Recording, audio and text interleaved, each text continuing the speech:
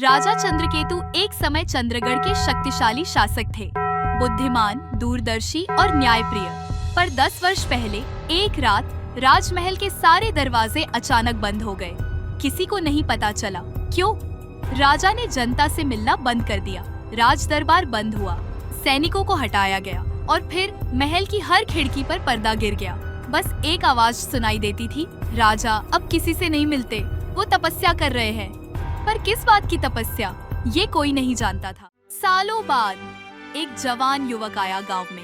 नाम माधव था, सीधा सादा, पर उसकी आंखों में कुछ था, जैसे वो कुछ ढूंढ रहा हो। वह गांव के मंदिर में रुका और चुपचाप लोगों को देखता रहा। एक रात गांव के एक बुजुर्ग ने उसे बताया, इस धरती पर एक शाप है बेटा। अंधेर महल सिर्फ बाहर से बंद नहीं है, वहां कुछ ऐसा है जो बंद रहना चाहता है।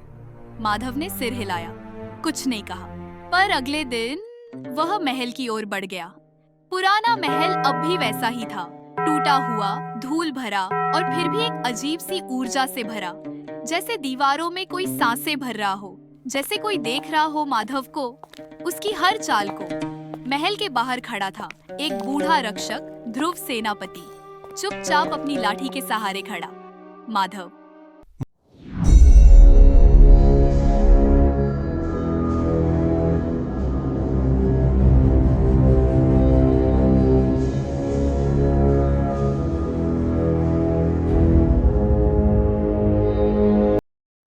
माधव के कदम जैसे ही उस भारी दरवाजे को पार कर भीतर पड़े, एक तेज सन्नाटा उसके कानों में समा गया। कोई आवाज नहीं, कोई हलचल नहीं, फिर भी हर कोने से जैसे कोई धीमी फुसफुसाहट गूंज रही थी। दीवारें, छत, जमीन, सब कुछ जैसे जाग रहा था। हर पत्थर उसकी ओर देख रहा था। सालों की धूल अब हवा में थी और उस हवा में कुछ ऐसा था जैसे वो हवा नहीं, कोई पुराना श्राप हो जो माधव की सांसों से उलझ रहा हो। फर्श पर पड़ा हर टुकड़ा, हर टूटी मूर्ति किसी बीते समय की गवाही दे रही थी। कोई महलों में नहीं था, पर फिर भी लगता था जैसे कोई हर कमरे से झांक रहा हो, देख रहा हो, पहचान रहा हो, या शायद इंतजार कर रहा हो। माधव अब महल के भीतर था, अकेला नहीं, लेकिन साथ किसी भी शरीर का नामो निशान नहीं था। कभी वह एक लंबे गलियारे से गुजरता जहां पेंटिंग्स धुंधली हो चुकी थी और हर चेहरा घूर रहा था। एक दीवार पर चित्र था, राजा चंद्रकेतु का।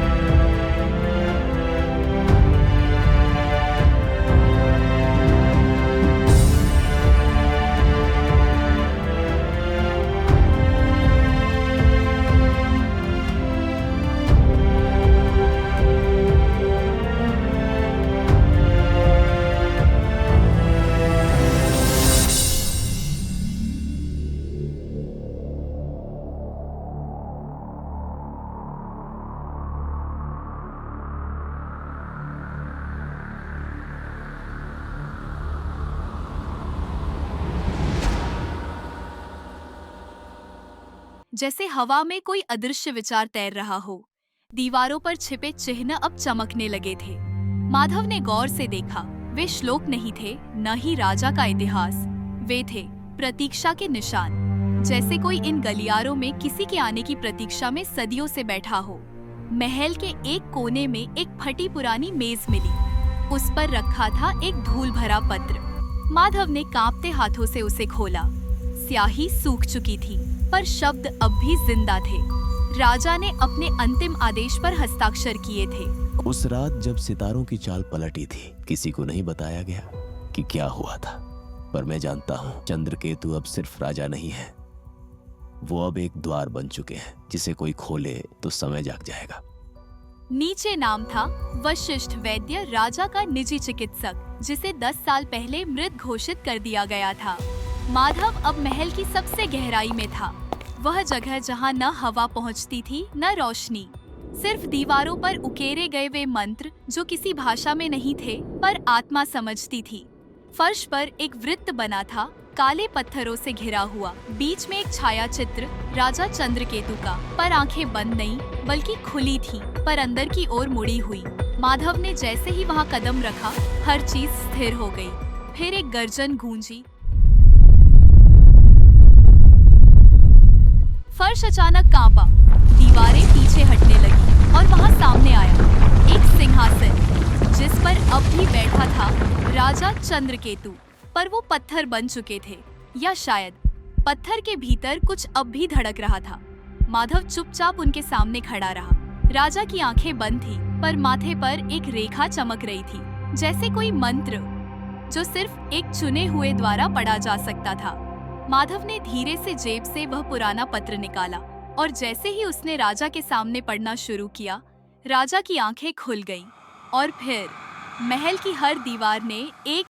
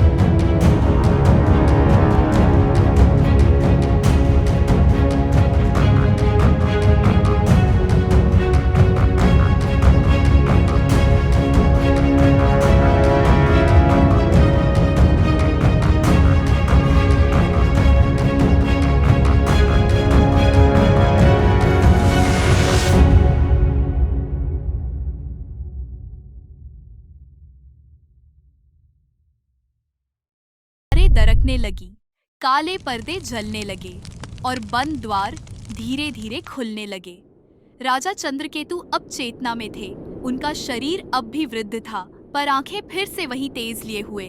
राजा उठे नहीं, उन्होंने सिर्फ एक बार देखा माधव को, फिर आंखें मूंद ली और जैसे ही उन्होंने सांस छोड़ी, वो प्रकाश में बदल गए। न धूल बनी न राख, बस एक ऊर्जा जो पूरी महल में फैल गई। राजा मुक्त हो गए थे और महल अब शाप से आजाद था।